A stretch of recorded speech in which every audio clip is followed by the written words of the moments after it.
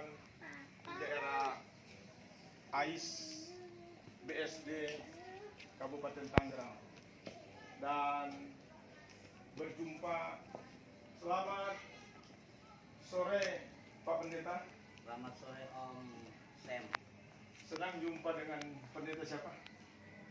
Jerry Salangka. Pendeta Jerry Salangka. Puji Tuhan. Saudara, saya jumpa dengan seorang hamba Tuhan melayani pekerjaan Tuhan di daerah AIS BSD Kabupaten Tangerang ya. Iya. Dan senang sekali boleh kenalan Senang. dengan pendeta siapa? Jerry Salangka. Pendeta Jerry Salangka. Iya. Jadi saudara, ini pendeta Jerry Salangka ya. Iya. Saya berada di tempat pelayanannya, di gerejanya. Boleh tahu ini lokasi pelayanan ini perumahan apa gitu? Perumahan Bumi Puspita Asri, Blok 3, Pagedangan. Bumi Puspita Asri. Puspitek Asri. Jadi GPDI Bumi Puspitek Asri, Pagedangan, Kabupaten Tangerang. Puji Tuhan, Pastor Jerry, Ya. senang jumpa sore hari ini. Amin. Boleh bincang-bincang sedikit seputar Boleh. pelayanan di daerah ini. Boleh. Boleh tahu sejak kapan Pastor Jerry membuka pelayanan di sini? Saya melanjutkan pelayanan di tempat ini. Sebelum saya ada pendeta Johnny Clinton. Oh, Iya. jadi Pastor Jerry menggantikan Jody Lintong ya? Iya, tahun 2009 Januari saya memulai kegiatan ibadah pertama di blok yang di depan. Oh. RT 9, ini RT 2. RT 2 ya. Jadi dulu enggak sini ya. Yang seiring kembangan terjadi perubahan yang enggak. Jadi boleh tahu berapa tahun pelayan sini? Saya di sini kalau dari tahun 2009 berarti sudah 13 tahun ya. 13 tahun ya. Pertanyaan saya, dulu waktu dari pendeta Johnny Lintong ke Pastor Jerry sudah ada berapa jemaat? Ada 4 kakak. 4 keluarga ya. Ya. Kemudian 13 tahun kemudian tentu bertambah ya. Ya, 4 kakak kira-kira yang ibadah pada waktu itu ya nggak semua aktif ya. Dulu ada lah yang Oh. ada. Sekarang 40-an. Total keluarga ya. Oh, kalau keluarga ada yang utuh, ada yang hanya suaminya, hanya istrinya. Oke. Jadi pelayanan di sini artinya ada perkembangan ya. Ada ketambahan jiwa-jiwa ya. Iya. Dan luar biasa sekali. Pastor masih tetap bertahan di sini. Boleh tahu kira-kira resepnya apa gitu? Jadi sampai hari ini masih tetap mengembalakan jemaat di sini. Tekun. Ya, harus tetap berdoa sama Tuhan. Oh, oke. Tekun saja. Oke, jadi hari ini kebetulan ada kegiatan pertemuan wilayah ya, Wilayah 11, wilayah 11. GPD Banten. Wilayah 11 ini ada berapa gembala? Wilayah 11 ada 17 gembala. Gembala sidang. Jadi saudara, kebetulan hari ini kami berkunjung di tempat ibadah ini. Pastor Jerry ini sebagai ketua wilayah ya, Puji Tuhan. dipercayakan oleh Majelis Daerah GPD Banten sebagai ketua wilayah 11. Oke, dan pada hari ini nantinya akan ada 17 gembala berarti ya. 17 gembala. Di wilayah 11 GPD Banten akan mengadakan kegiatan wilayah. Kegiatan wilayah itu apa? Ibadah ya. Ibadah rutin setiap bulan. Ibadah rutin setiap bulan. Dan puji Tuhan, saudara, untuk saat ini nantinya seperti apa kegiatan pada hari ini kita akan saksikan sebentar. Kalau demikian, Pastor Jerry, masih ada yang saya lupa, sudah berkeluarga ya? Sudah. Punya anak? Punya 2 anak. Punya Yang 2 anak. pertama kelas 8 SMP. Puji Yang Tuhan. kedua umur 4 tahun 9 bulan. Oke, jadi Pastor Jerry Selangka ya, Iya. sudah berkeluarga, sudah punya istri dan sudah dikaruniai 2 orang anak. Dan puji Tuhan, kita terus berdoa, pelayanan pekerjaan Tuhan di sini tentu ke depan akan lebih berkembang lagi ya. Amin. Demikian bincang-bincang singkat saya dengan Pastor Jerry. Tuhan Yesus memberkati.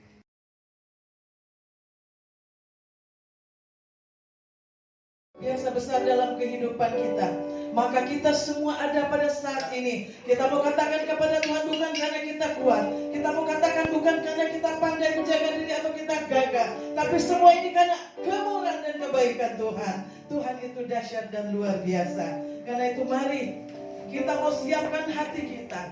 Kita mau bergabung dengan Tuhan dalam hadirat Tuhan. Karena membalas kebaikan Tuhan sungguh kita tidak sanggup. Hanya ada satu ucapan syukur. Terima kasih dan terima kasih. Dan mari saudaraku, saatnya kita mau menyembah Tuhan. Kita buka ibadah kita dan kita akan angkat pujian. Ku yakin kau ada di sini. Ku menyembah. Haleluya. Glory, haleluya. Oh, kami mau menyembah-Mu Tuhan. Dalam kudus hadirat-Mu.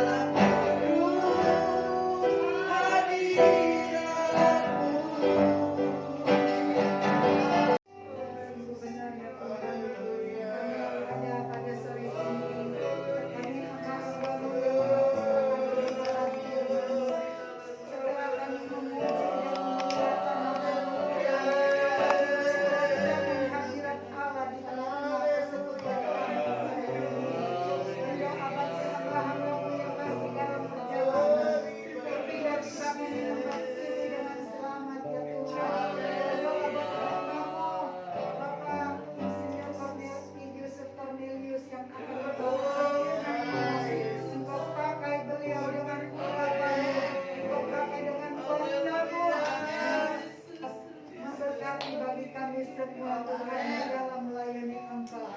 Terima kasih Tuhan, kami pun semua yang ada di sini Engkau urapi, hadirat Allah tetap ada di tengah-tengah kami.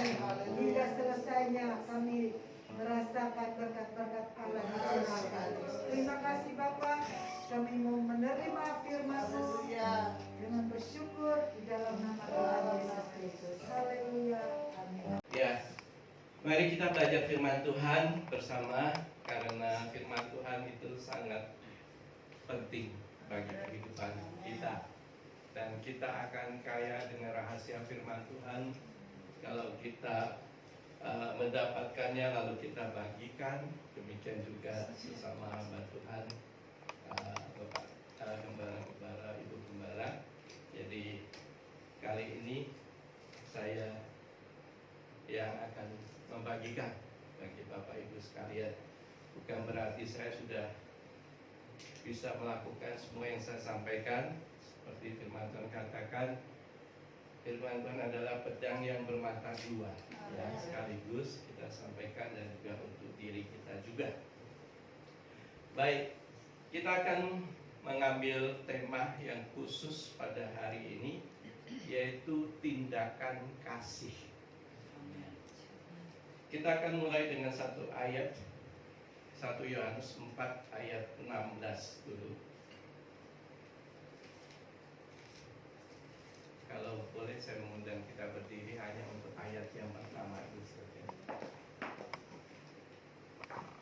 Kita akan bacakan bersama-sama 1 Yohanes 4 ayat yang ke-16. 2, 3. Kita telah mengenal dan telah percaya akan kasih Allah kepada kita. Allah adalah kasih, dan barang siapa tetap berada di dalam kasih, ia tetap berada di dalam Allah, dan Allah di dalam dia. Terima kasih. Ini adalah satu identitas. Berapa waktu ya? Seperti biasa 40 menit ya. Saya tadi kaget juga sampai di sini. Terus terang saya belum pernah ikut seperti ini, walaupun di tempat saya sering ada di Gading Serpong, Persekutuan Hamba Tuhan. Saya pikir mungkin agak santai sedikit, tapi nggak apa-apa juga sampai sini. Ya, kita sudah kita teruskan. Satu identitas di sini disampaikan oleh Yohanes bahwa kita ada, bahkan tetap ada di dalam Allah, dan Allah di dalam kita adalah kita memiliki atau kita berada di dalam kasih Allah. Kasih Allah ini bukan kasih yang biasa. Mungkin kita kadang melihat di TV atau di acara-acara agama lain, orang lain menunjukkan kasihnya, tapi saya menemukan ini harus lebih jauh, lebih dalam. Kita baca ayat yang ke-17. Dalam hal inilah kasih Allah sempurna. Jadi bukan kasih yang biasa-biasa, bukan kasih yang sudah kita kenal atau kita oh ya tahu kasih. Saya kan mengasihi anak saya, mengasihi istri saya, mengasihi teman-teman saya, mengasihi anak-anak saya, dan seterusnya. Bukan, tapi ini adalah kasih dari Allah. Jadi ini ada kasih yang berbeda, kasih agape kalau kita belajar bahasa aslinya. Kasih yang tidak menuntut balasan, kasih yang terus memberi, terus melakukan hal untuk orang lain. Kami sering membahas ya di tempat Persekutuan Hope bahwa sebetulnya kita yang sudah dipanggil oleh Tuhan untuk melayani, ya, bahkan bukan kita, jemaat biasa pun harus menunjukkan di dalam hidupnya sasarannya bukan untuk kita, untuk orang lain, untuk tetangga kita yang kita kenal, untuk teman kita yang kita kenal, untuk keluarga besar kita. Dan semua orang di sekitar kita harus merasakan buah yang baik, bukan buah yang busuk, bukan buah yang asam. Nah, inilah yang disebut dengan kasih Allah yang sempurna. Sebab itu sudah ada, kata firman Tuhan, di dalam kita. Harusnya demikian. Kalau kita mempunyai keberanian percaya kepada hari penghakiman, karena sama seperti Dia, yaitu Yesus, kita juga ada di dalam dunia ini. Kita tahu Yesus ada di dalam dunia ini. Apa yang terjadi, apa yang menjadi gambaran yang kita bayangkan, walaupun kita tidak melihat ya. Yesus yang berjalan-jalan di tanah Yehuda, ya. Dia yang masuk kota Yerusalem, lalu pergi ke sekitar Yerusalem, Betania, lalu sampai ke Galilea, ya. Galilea agak jauh ya. Dan tidak ada satupun yang dilakukannya itu untuk kepentingan dirinya sendiri. Itu Tuhan sudah menjadikan teladan bahwa hidupnya memang Dia berikan untuk melakukan kehendak Bapaknya. Jadi di sini saya menyimpang sedikit, hanya sebentar saja. Kita mempunyai keberanian percaya pada hari penghakiman, karena sama seperti Dia itu Yesus, kita juga ada di dalam dunia ini. Ayat 18, di dalam kasih tidak ada ketakutan. Kasih yang sempurna melenyapkan ketakutan. Sebab ketakutan mengandung hukuman, dan barang siapa takut, ia tidak sempurna dalam kasih. Bagian ayat ini saya renungkan cukup lama, dan saya berusaha, dan saya minta Tuhan jelaskan ke saya. Akhirnya saya dapat, kenapa tidak takut? Kenapa kita berani melakukan atau menghadapi apapun? Karena setiap apa yang kita lakukan bukan untuk kepentingan kita, bukan untuk kebaikan kita, bukan untuk supaya kita hebat dilihat orang, bukan untuk keuntungan bagi diri kita. Jadi kalau kita memiliki sikap itu, apa yang kita lakukan hanya untuk kebaikan orang, untuk mengasihi orang lain, untuk menyampaikan hal-hal yang berguna bagi orang lain, bekerja untuk orang lain, apapun kita hadapi. Amin. Sebab bukan untuk kepentingan kita, bukan untuk keegoan kita. Ini yang disampaikan oleh firman Tuhan. Jadi kalau kita masih takut, berarti kasih kita atau apa yang kita lakukan, setiap tingkah laku kita itu ada sesuatu yang nggak beres, ada yang tersembunyi. Ya, ada udang di balik batu katanya. Tetapi kalau itu tidak ada, kemanapun ayo kita hadapi. Tidak ada ketakutan. Kita masuk ke ayat 19. Kita mengasihi karena Allah lebih dahulu mengasihi kita. Saya kira semua kita tahu bagian firman ini. Dan saya akan nambah satu ayat lagi, Efesus 5 ayat yang kedua. Efesus 5:2. Dan hiduplah dalam kasih. Nah, ini firman Tuhan. Saya pikir ini adalah perintah. Sebagaimana Kristus Yesus juga telah mengasihi kamu dan telah menyerahkan dirinya untuk kita sebagai persembahan dan korban yang agung bagi Allah. Jadi Kristus sudah menyerahkan dirinya dan juga nyawanya, ya, atas kehendak Allah untuk menebus dosa-dosa kita dan juga menebus dosa seluruh manusia yang ada di atas muka bumi ini. Jadi Yesus memberi teladan, begitu mengasihi manusia.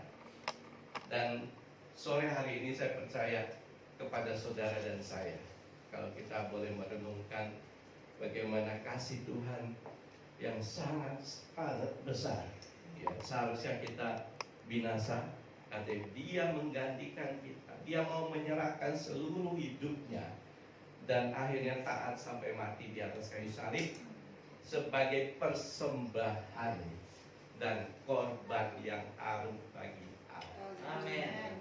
Jadi artinya Tuhan lebih dahulu memberi teladan dan contoh, dan apa yang dilakukan itu Dia adalah yang sulung, betul ya? Amin. Kita tahu hal itu. Jadi Dia ada yang sulung yang menjadi contoh dan kita harus mengikuti akan hal tersebut. Kalau Yesus sudah menjadikan dirinya, mempersembahkan diri dan bahkan kehilangan nyawanya di atas kayu salib sebagai penjahat yang paling besar, ya. Mungkin kita sudah terbiasa dengan Yesus tersalib di atas kayu salib. Apa maksudnya? Pada zaman itu manusia yang berdosa paling besar, ya, yang sudah nggak ada melebihi itu lagi, dia wajib dihukum mati di atas kayu salib. Jadi itulah yang terjadi pada Yesus, dan Dia menjadikan dirinya korban yang harum bagi Allah. Kita kembali lagi ke 1 Yohanes 4. Kita masuk ke tahap berikutnya. Jadi identitas yang pertama sebagai orang percaya, ya, dan juga termasuk saudara dan saya tentunya sebagai hamba Tuhan, kita harus memiliki kasih yang sempurna. Kasih yang sempurna wajib ada dalam hidup kita. Yang kedua, kita tidak perlu takut kalau kita memiliki kasih. Apapun kita lakukan, karena itu untuk orang lain, untuk saudara kita, untuk jemaat kita, untuk orang yang belum percaya dan mau mengenal Tuhan. Banyak yang harus kita layani. yang kemudian berikutnya masuk tindakan yang selanjutnya adalah ayat 20. Jikalau seorang berkata, aku mengasihi Allah, dan ia membenci saudaranya, maka ia adalah pendusta. Karena apa? Karena barang siapa tidak mengasihi saudaranya, yang dilihatnya tidak mungkin mengasihi Allah yang tidak dilihat. Ini sangat logis. Saya sangat senang dengan firman Tuhan. Semua sangat logis, sangat benar. Tidak ada satupun yang tidak bisa masuk di akal, asal akalnya sudah akal yang sehat. Amin. Bagaimana kita mengatakan kita mengasihi Allah? Allah tidak kelihatan sebab Allah apa? Saudara kita yang tiap hari bersama kita, saudara kita yang tiap hari makan sama kita. Mungkin dari kecil ya, saya dengan kakak saya yang beda 2 tahun, kami waktu kecil itu naik sepeda ke sekolah, boncengan. Dia yang bawa sepeda, biasanya saya bonceng di belakang. Sebab ke sekolah itu jaraknya sekitar 5-6 kilo ya, sekitar itu. Jadi kepada saudara kita yang tidur bersama, bahkan kita kadang, saya ingat waktu saya kecil itu, saya lomba nyanyi bersama saudara saya, kakak saya. Apa yang dimaksud? Kita kan nyanyi. Jadi di sekolah minggu ya kita tahu lah banyak lagu. Jadi dia nyanyi dulu, kemudian gantian saya. Dia nyanyi dulu, gantian saya. Ya sampai tidak ketemu lagu, berarti itu sudah yang kalah. Ya. Nah, saudara kita yang bahkan tidur bersama kita, makan bersama kita, pergi bersama kita, yang kita kasihi. Tapi firman Tuhan mengatakan, kalau kita tidak mengasihi saudara kita, lalu kita bilang, oh saya mengasihi Tuhan, Tuhan sangat baik, Tuhan telah menolong saya, tapi saudaranya tidak diajak ngomong sudah 5 tahun, hanya gara-gara uang dikit atau uang banyak ya. Apakah layak hanya karena uang, hanya karena omongan yang sakit, hanya karena hal-hal yang kita temui sehari-hari, lalu kita harus melepaskan kasih kita kepada saudara kita?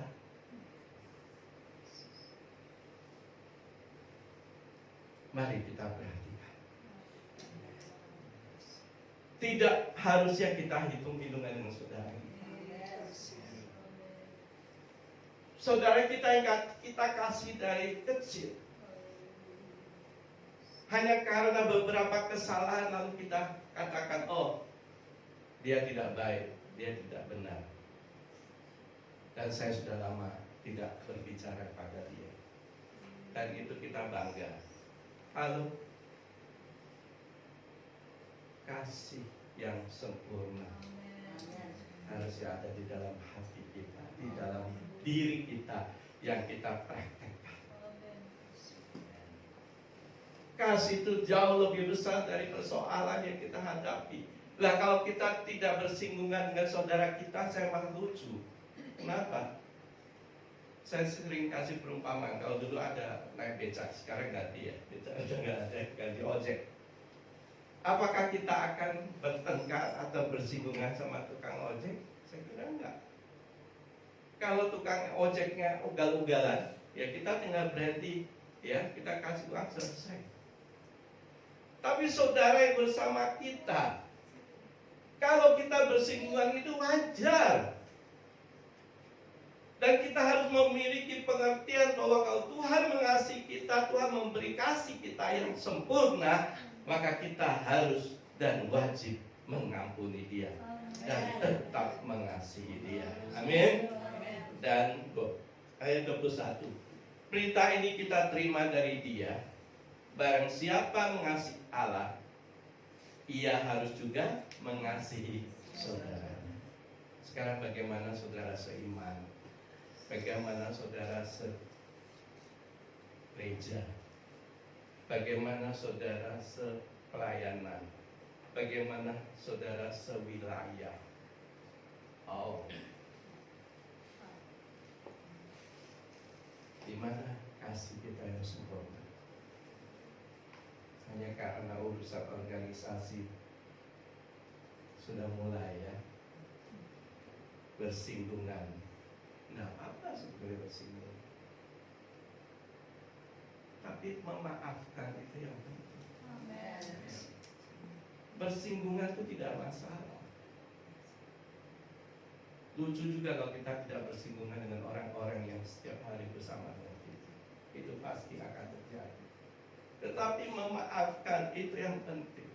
Jangan kita bangga mengatakan, oh dia pelayanan gitu, dia kekurangannya itu, dia banyak hal yang tidak benar. Oke, bisa kita menasihati dia, kita sampaikan dengan kasih.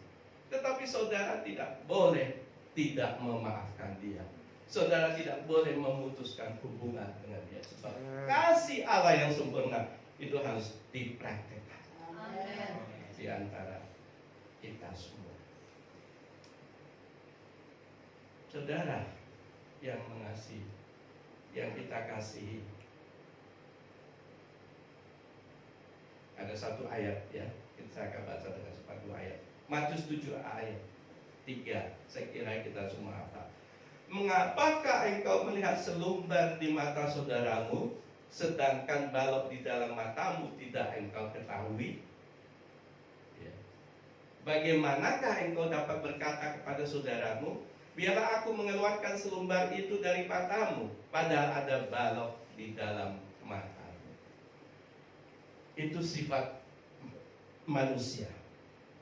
Tetapi sore hari ini saya percaya, kalau kita memiliki kasih yang sempurna, harusnya kita akan merubah apa yang selama ini menjadi patokan atau kebiasaan kita, atau hal-hal yang menurut saya masih kurang benar di hadapan Tuhan, kurang sesuai dengan firman Tuhan. Biarlah kita tidak perlu melihat kelemahan orang. Apapun kelemahan orang itu, dia tetap dikasih Tuhan kok. Nggak perlu kita mengatakan, oh di matamu ada selumbar, mungkin rambut atau apa. Oh saya bantu keluarkan. Ya boleh kalau kita bantu keluarkan. Tetapi kalau kita mulai menghakimi dan mengatakan bahwa engkau harusnya demikian-demikian, bagaimana dengan kita? Kita akan masuk ke berikutnya.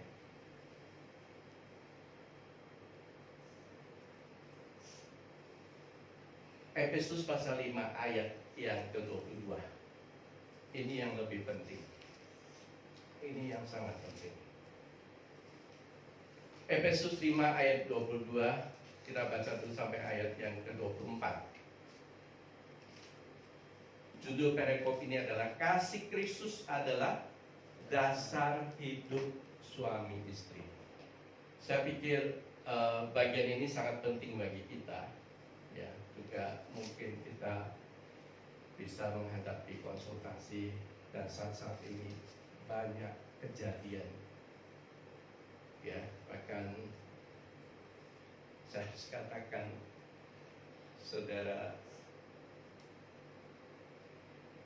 rekan hamba Tuhan kita juga ada yang mengalami. Ya, mari kita baca dari ayat 22 sampai ayat 24. Hai istri, tunduklah kepada suamimu seperti kepada Tuhan. Bah, saya berhenti dulu. Kalau ayat ini disampaikan, tentunya banyak bapak-bapak yang senang ya. Saya dulu juga belum tahu. Hanya sampai di situ. Oh iya, wah bangga juga nih jadi suami. Padahal tidak ya, kita terus. Karena suami adalah kepala istri, sama seperti Kristus adalah kepala jemaat. Dialah yang menyelamatkan tubuh. Ini yang penting, ayat 24. Karena itu sebagaimana jemaat tunduk kepada Kristus, demikian jugalah istri kepada suami dalam segala hal. Ya maaf, bukan ini, tapi ini bagian masih bahwa istri tunduk pada suami. Tapi saya mendapat pemikiran demikian. Ya, saya tidak mengurangi ya, atau saya tidak mengganti bahwa hai istri, tunduklah pada suami. Itu firman Tuhan. Dan saya katakan iya dan amin.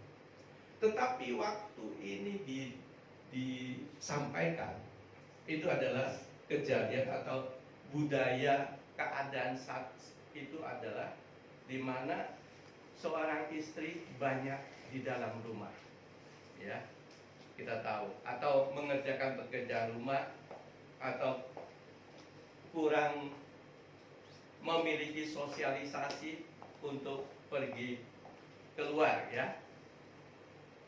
Tetapi saat ini banyak kejadian yang sebaliknya, betul ya. Bisa saja istri banyak, suami banyak di rumah, istri yang pergi keluar bekerja.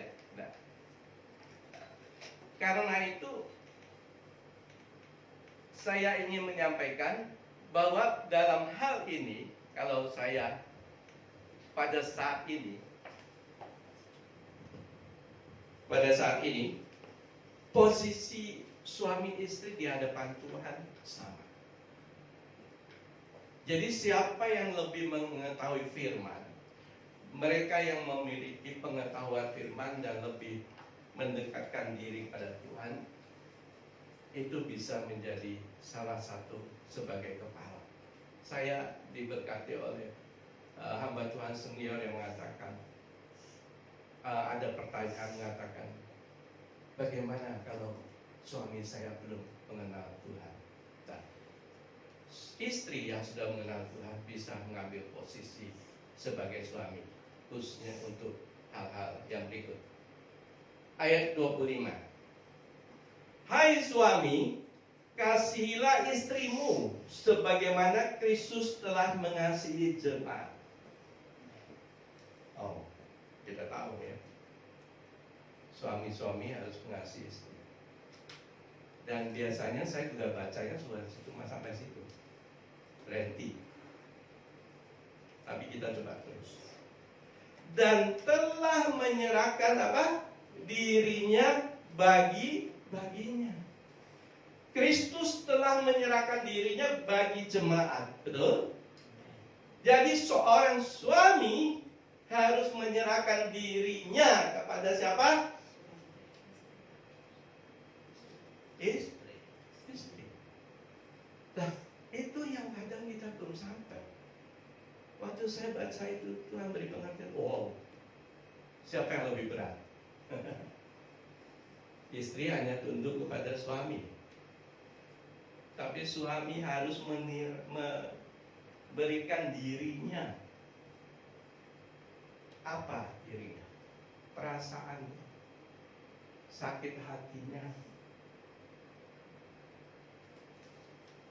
kata-kata yang tidak enak didengar, banyak tuntutan dan seterusnya. Suami harus mengerti bahwa dia harus terima semua itu untuk apa? Seperti Kristus lakukan kepada jemaat. Untuk menguduskannya sesudah ia menyucikannya dengan memandikannya dengan air dan firman. Jadi tujuan seorang suami, kalau menurut apa yang Kristus lakukan sebagai kepala jemaat, memberikan dirinya untuk apa? Dengan tujuan supaya jemaat itu bisa dikuduskan. Hal ini memang tidak mudah. Persoalan rumah tangga sangat kompleks. Firman Tuhan ini iya dan amin. Firman Tuhan ini sangat benar. Suami harus mengalah sedemikian sehingga dia tidak punya apapun di hadapan istrinya. Wow. Dia harus menyerahkan dirinya dan membimbing, menyampaikan firman dan berdoa kepadanya. Kita memandikannya, yaitu dengan memandikannya dengan air dan firman. Dengan air artinya Roh Tuhan ikut bekerja, kita berdoa. Dengan firman artinya kita sampaikan apa yang kita tahu kepada istri dengan hal-hal yang baik dan benar. Ayat 26. Sudah ya? Ayat yang ke-27. Supaya dengan demikian ia menempatkan jemaat, yaitu Tuhan Yesus menempatkan jemaat di hadapan dirinya dengan apa? Cemerlang, tanpa cacat atau kerut atau yang serupa itu, tetapi supaya jemaat betul-betul kudus dan tidak bercacat. Itu tugas suami sebagai kepala rumah tangga. Tidak boleh ada satu cacat pun. Kristus tidak suka jemaat itu ada yang cacat. Sebagai calon mempelai wanita, jemaat itu harus kudus, tidak bercacat, tidak berkerut. Ya, kalau sudah mulai umur sudah muncul kerut di muka, ya itu harus dihilangkan supaya wajahnya cerah, cemerlang. Nah, cemerlang ini mungkin zaman dulu belum ada istilah glowing ya. Ini ibu-ibu lebih tahu di glowing. Jadi betul-betul wow gitu. Terima kasih buat kesempatan yang diberikan bersaksi dari tuan rumah. Ya, terima kasih buat kehadiran kita semua. Kesaksian semua karena anugerah Tuhan kami boleh masih ada di bendang Tuhan, melayani pekerjaan Tuhan.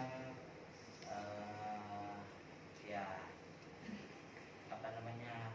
Kami ada di tempat sini. Di tempat ini karena menggantikan hamba Tuhan Bapak Pendeta Joni Gendong 2009 ya, 2009 waktu itu.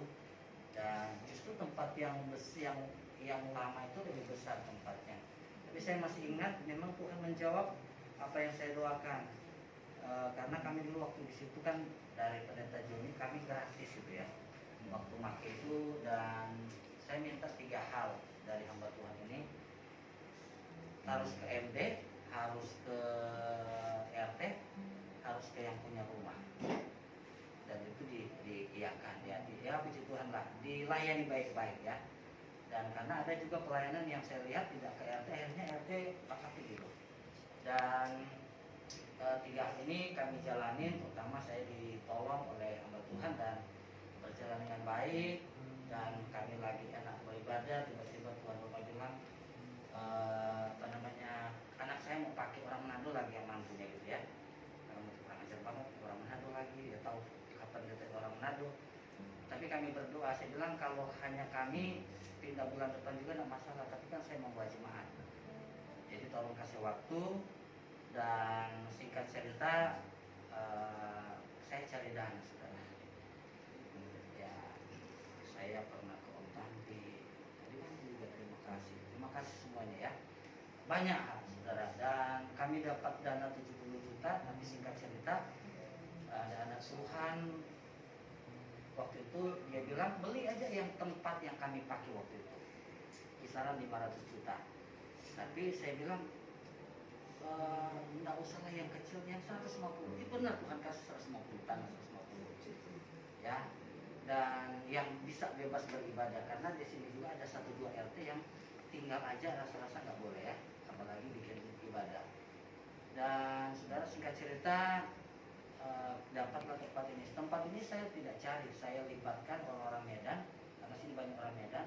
Tolong cari tempat yang bisa buat ibadah. Ada 2 tempat, satu tanah lebih gede, tanah 180, tanah yang 150. Tapi di sana saya harus bikin fondasi letter L. Ya, ini ada rumah sedikit dan sudah ada fondasi ya. Saya ngiri dia. Dan walaupun ini orang bilang di pojok gitu ya, tapi ada yang bilang pojok lebih bagus, ada yang bilang terpelosok gitu ya, saya tidak tahu mana yang benar gitu. Dan saudara, dari 70 juta kami bisa diberkati Tuhan, ada anak Tuhan 130 juta dia kasih, dan balik nama juga dia ya. Jadi kami modal 170 juta. Saudara, berjalan waktu teman itu, anak Tuhan itu beli rumah di tempat ini banyak. Saya jadi maklarnya. Dapat 20 juta saudara. Maklar tanah, dan saya nggak tahu kan maklar tanah ternyata ada 2,5% gitu ya.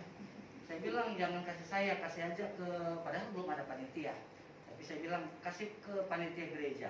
Akhirnya saya buru-buru bentuk dan kami mulai bangun. Dari 20 juta itu berjalan terus sampai jadi.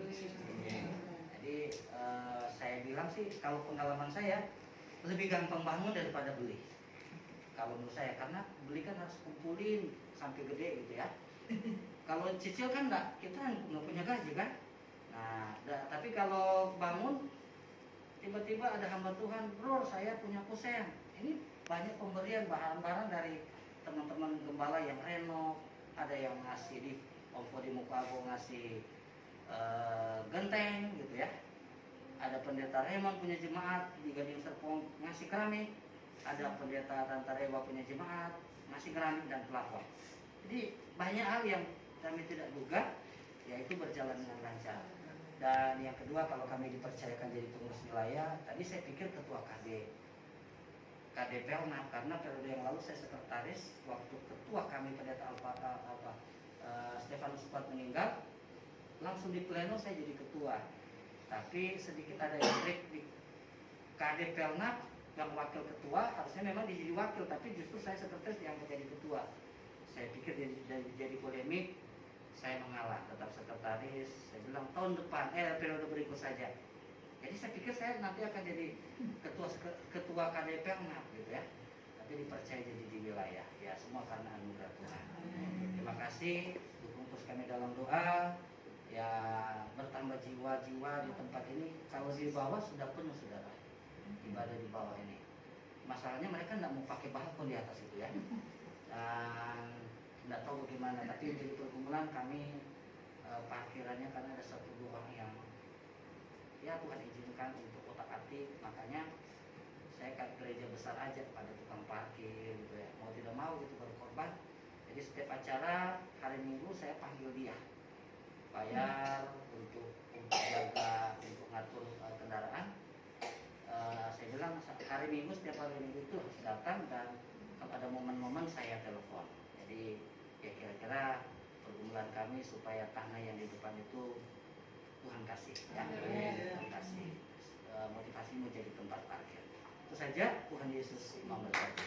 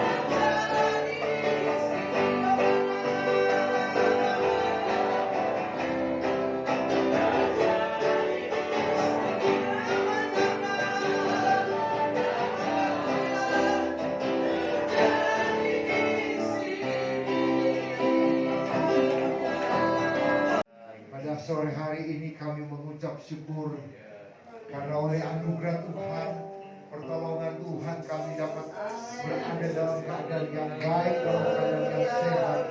Teristimewa hari ini, sore hari ini kami boleh bertemu rekan-rekan hamba-hamba Tuhan wilayah 11 Tuhan di tempat ini. Tuhan, mari dalam ibadah fellowship kami, biar Engkau hadir, biar Engkau memberkati, mengurapi para pelayan-pelayan altar Tuhan, membawa hamba-hamba Tuhan yang masih dalam perjalanan boleh tiba dengan selamat. Amin. Terima kasih banyak Tuhan, oleh anugerah Tuhan, kami mau beribadah bersama-sama dalam nama Tuhan Yesus. Haleluya.